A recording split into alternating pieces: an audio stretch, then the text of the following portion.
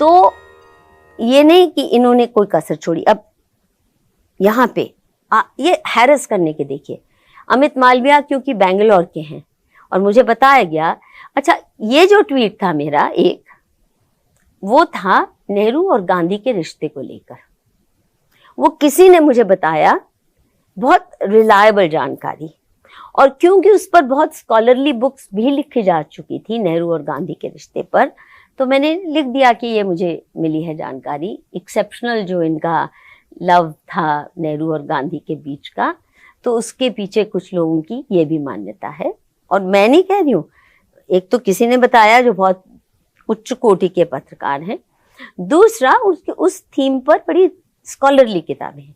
मेरे पे मानहानि का मुकदमा आता है बेंगलोर से, जबकि बीजेपी शासन में, कांग्रेस के शासन में कभी नहीं हुआ। अमित मालवीय को तो खुश होना चाहिए। नहीं, ये आप मानेंगे, अभी मैं इस्लाम के खिलाफ खुल के बोलती हूँ, ऐसा नहीं है, लेकिन मुस्लिम लीडर्स ने कभी मधु किश्वर को गाली गलौज नहीं दी, अक्सर ज्यादा सम्मान नहीं करते। मेरा इतिहास रहा है कि मैं बिकाऊ नहीं हूं, किसी के इशारे पे नहीं करती, जो भी बोलती हूँ हो सकता है उस वक्त मेरी सोच उतनी परिपक्व ना हो, पर झूठ फरेब नहीं करती। और जब अगर मुझसे कोई गलती हो जाती है, मैं खुद ही कह देती हूँ ये मुझसे इस वजह से गलती हुई थी, तो वो कभी नहीं करते।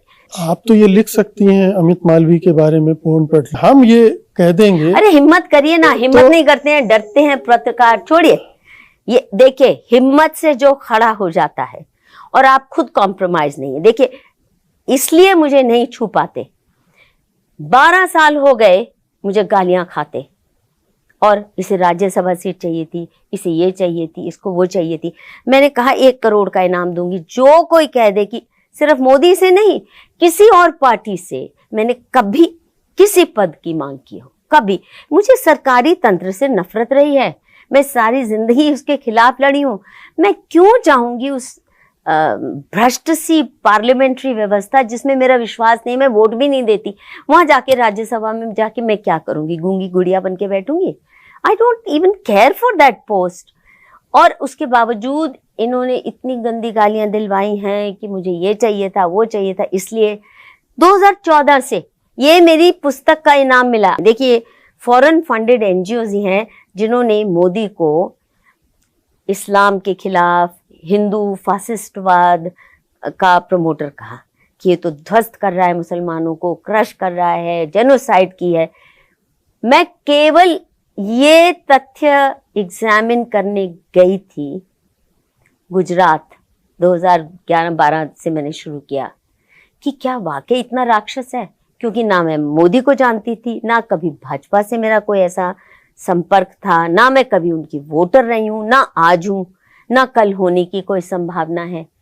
तो ऐसे व्यक्ति के लिए मैं इसलिए नहीं गई क्योंकि मोदी से मुझे कोई मोह था या कोई इंटरेस्ट था। मुझे केवल इस बात का आक्रोश था क्योंकि तीस्ता सेटलवाड, हर्ष मंदर, इंदिरा जयसिंह, ये सब फॉरेन फंडेड एक्टिविस्ट हैं। इनका सारा पैक ऑफ वुल्व्स गिरोह जो है, मोदी के पीछे यही नैरेटिव चला रहा था। तो मैं केवल ये देखने गई थी कि क्या वाकई ही गुजरात फासिज्म की लेबोरेटरी बन गया। वहां जो मेरी ये किताब लिखी है, इसमें केवल और केवल मुस्लिम बस्तियां, Muslim villages, Muslim artisans, Muslim intellectuals, Muslim bureaucrat, मतलब 90% of the interviews are with Muslims. और सारा गुजरात मैंने कवर किया, सारा तो नहीं, मतलब काफी गुजरात, विशेषकर जहां मुस्लिम कॉन्सेंट्रेशंस हैं। और मैंने क्या पाया कि मुस्लिम विरोधी तो बड़ी दूर की बात, इतना इस्लाम परस्त तो मैंने और किसी को देखा नहीं। अब तो मैं कहती हूँ जिन्ना साहब भी इतने इस्लाम परस्त नहीं थे जितना ये निकला मोदी।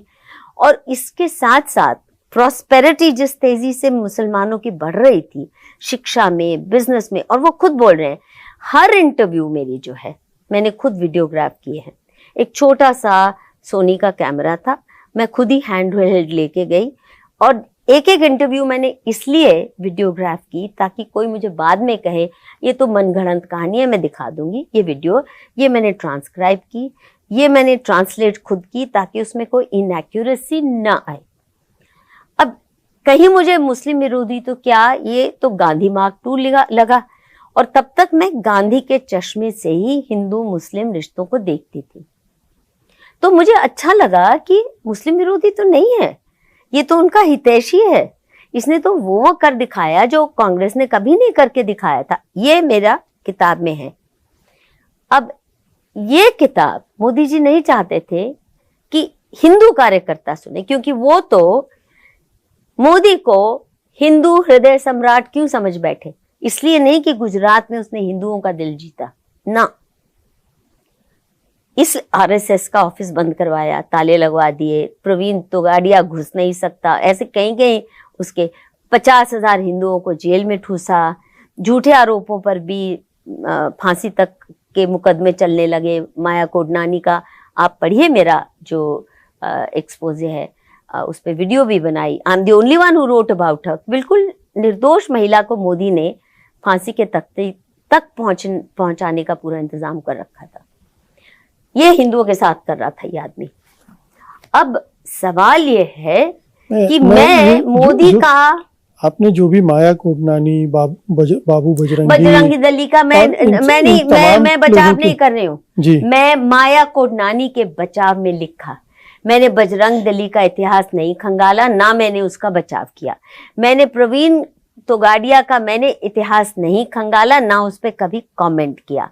ये जरूर कमेंट किया जो जफर सरेश वाला कहते थे कि मोदी ने प्रवीण तोगाड़िया का गुजरात आना बंद करवा दिया। पहले वो आता था तो लाख लाख लोग एयरपोर्ट पे होते थे, अहमदाबाद बंद हो जाता था। मोदी के आने के बाद 2 लोग नहीं उसको एयरपोर्ट पे रिसीव करने जाते थे। ये जफर सरेश वाला ने जो पहले बातें की, मेरी किताब में पहली बार आई, उसके बाद टीवी चैनल्स में इसके चर्चे हुए। तो मैं इसको बुरा नहीं समझ रही थी उस वक्त, मैं गांधी के चश्मे से देख रही थी मोदी को तब तक। फिर धीरे धीरे गांधी से कई बातों से मोह भंग हुआ, पर गांधी की और बातें तो कम से कम अंतिम जन की सेवा, सत्य, अहिंसा, ऐसी कई सारी बातों में मैं आज भी टिकी हूं। गांधी टिके हो ना टिके हो, मैंने प्रयास पूरा किया है।